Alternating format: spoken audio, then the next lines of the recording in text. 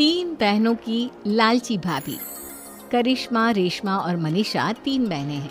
उनका एक भाई भी है, मयंक। मयंक अपनी बहनों को बहुत प्यार करता है, लेकिन मयंक की पत्नी सविता इस मामले में मयंक से बिल्कुल ही अलग है। वो अपनी ननदों का जितना बुरा कर सकती है उतना बुरा करती ही रहती है और अपनी ननदों पर हुक्म भी चलाती है। करिश्मा, करिश्मा, तुमने अभी तक नाश्ता नहीं बनाया? तुम्हारे भैया को ऑफिस जाने में देर हो रही है। हाँ भाभी, बस अभी बनाती हूँ। करिश्मा, तुम ये ढीलापन छोड़ दो। कल को पराए घर जाना है। वहाँ अगर तुम इस तरह से काम करोगी तो लोग क्या कहेंगे कि माँ ने और भाभी ने कुछ सिखाया नहीं। और तुम्हारी दोनों बहनें कहाँ हैं? रेशमा मार्केट गई है और मनीषा सो रही है। क्या? सुबह के 8 बज रहे हैं और ये महारानी अभी भी सो रही है? ये कहते हुए सविता अपनी सास दुर्गा देवी के पास जाती है। माँ जी, देख रही हो अपनी बेटियों के तौर तरीके? क्या हुआ बहू, सुबह सुबह क्या कर दिया मेरी बेटियों ने? अरे एक तो अभी अभी उठकर किचन में गई है, दूसरी सुबह सुबह बाहर चली गई और तीसरी अभी तक सो रही है। क्या करूं मैं इन तीनों का, मैं तो परेशान हो गई हूँ। जा जाकर उठा उसे और रेशमा से मैं बात करती हूँ। सविता सीधा मनीषा के कमरे में जाती है और उससे कहती है, महारानी जल्दी उठो, सूरज सर पर आ गया है। भाभी थोड़ी देर और सोने दो ना, मैं रात को लेट सोई थी। वो क्या ना, यूनिट टेस्ट चल रहे हैं। शराफत से उठती है या नहीं, या फिर पानी की भरी बाल्टी डालूं तेरे ऊपर? नहीं भाभी, मुझे बिस्तर में नहीं लाना, उठती हूँ मैं। मनीषा जल्दी से उठकर बाथरूम में चली जाती है। सभी आराम से बैठकर नाश्ता कर रहे होते कि तभी रेशमा बाजार से हाथ में सामान लिए आ जाती है। रेशमा को देखते ही सविता उस पर बरस पड़ती है। लो, आ गई महारानी। ऐसा भी क्या सामान लाना था जो सुबह आंख मलते ही बाजार की तरफ रवाना हो गई? भाभी, कल आप ही तो चीख रही थी कि घर का सारा सामान मुझे ही लाना पड़ता है, घर में किसी को भी किसी काम से कोई लेना देना नहीं है। अब मैं बाजार जाकर सामान ले आई तो आपको इस बात से भी तकलीफ हो रही है? देख रही हो माँ जी, अपनी बेटी की जुबान कैंची से भी तेज चलती है। और मयंक, आप तो कुछ कहेंगे नहीं अपनी लाडली बहन को। रेशमा, अपनी भाभी से ऐसे बात नहीं करते। चलो माफी मांगो। भैया, मैं क्यों माफी मांगू? आप भाभी से बोलिए ना कि हम पर कम हुक्म चलाया करे। हम इस घर की बेटियां हैं और आपकी पत्नी की ननद है, नौकरानी नहीं। लो कर लो बात। इनकी भलाई के लिए कुछ भी बोलो तो इन्हें बुरा लग जाता है। इस घर में यही इज्जत है मेरी। देख लो माँ जी, आपकी बेटी किस लहजे में मुझसे बात कर रही है। सविता वहाँ से चली जाती है। मयंक को बहुत गुस्सा आता है, वो भी वहाँ से चला जाता है। फिर करिश्मा रेशमा को समझाती है। रेशमा, तुम्हें भाभी से माफी मांग लेनी चाहिए थी ना। लेकिन दीदी, मैंने कुछ किया ही नहीं तो मैं माफी क्यों मांगू? हाँ करिश्मा दीदी, रेशमा दीदी जैसे ही घर में आई भाभी ही उन पर चिल्ला रही थी। हाँ, मैं मानती हूँ कि गलती भाभी की थी। मैं तो इसलिए बोल रही हूँ कि भाभी ने माँ को तो पूरी तरह अपने वश में कर लिया है। वो हमारी बात सुनती ही नहीं। मयंक भैया हमारे लिए हमेशा खड़े रहते हैं, इसलिए उनकी बात का मान तो तुम्हें रखना चाहिए था ना। कोई फायदा नहीं दीदी, कुछ दिनों की बात और है, भाभी उन्हें भी हमारे खिलाफ भड़का देंगी।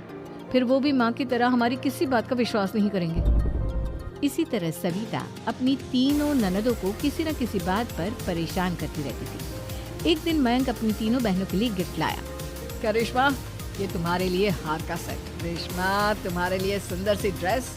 और मनीषा, तुम्हें किताबें पसंद है ना, तुम्हारे लिए किताबें लाया हूँ। थैंक यू भैया। थैंक यू भैया। थैंक यू भैया। करिश्मा, तुम्हारा नेकलेस कितना सुंदर है। ये भैया कहाँ से ले आए होंगे?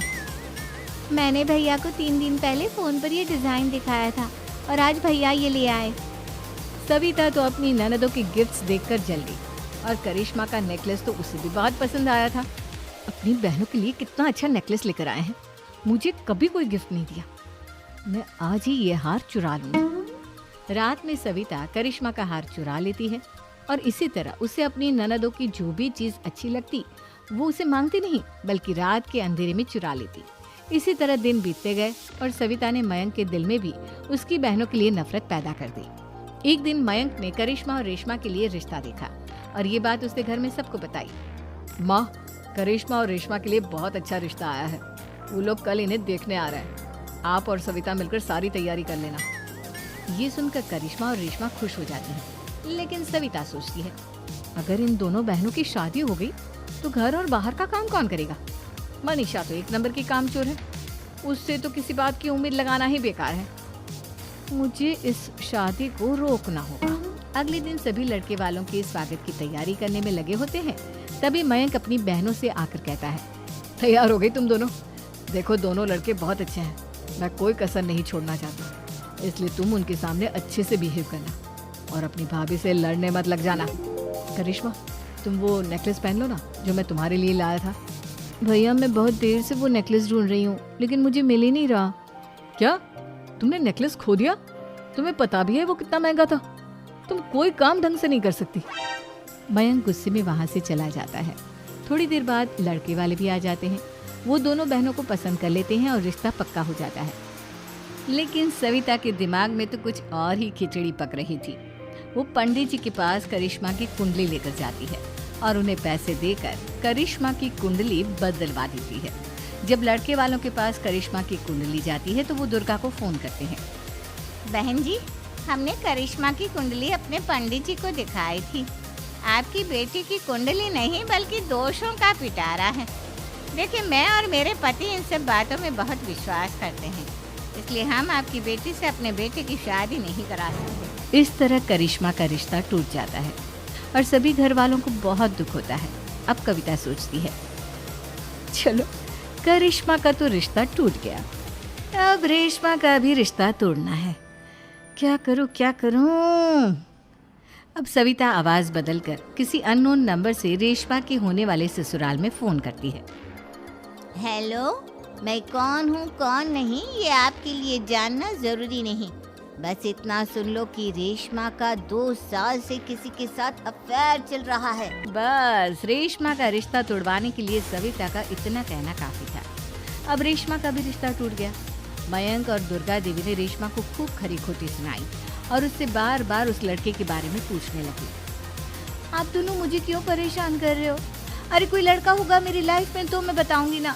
जब कोई है ही नहीं तो कहाँ से लाऊं मैं कोई लड़का? तो तेरे होने वाले ससुराल वालों को फोन किसने किया था? माँ, मैं नहीं जानती किसने फोन किया था, मैं सच कह रही हूँ। मैं तो पहले ही कह रही थी इसकी लगाम खींच कर रखो, लेकिन मेरी सुनता ही कौन है। आप चुप रहिए भाभी, ये सब आपका ही किया धरा है। अब तीनों बहनों को विश्वास हो जाता है कि ये सब उनकी भाभी ही कर रही है। तीनों बहनें अपनी भाभी को सबक सिखाने के लिए एक वकील कर लेती है और घर में हिस्सा मांगना। देखो भैया, माँ बाप की जायदाद में जितना बेटों का हक होता है उतना ही बेटियों का, इसलिए इस घर के 4 हिस्से होंगे और हमें अपना हिस्सा चाहिए। मैंने तुम्हारे लिए क्या क्या नहीं किया और तुम इस घर में हिस्सा मांग रही हो? भैया, आप और माँ हम बहनों की कोई बात नहीं सुनते हो और भाभी हमारी शादी नहीं होने देगी क्योंकि उन्हें लगता है कि आप हमारी शादी में ज्यादा पैसा लगाओगे और उन्हें हम जैसी फ्री की नौकरानी कहाँ मिलेगी। तो हम भाभी के साथ तो रह नहीं सकते, हम बहनों को अपना हिस्सा चाहिए। अरे तुम्हें शर्म आनी चाहिए अपने भाभी पर ऐसा इल्जाम लगाते हुए।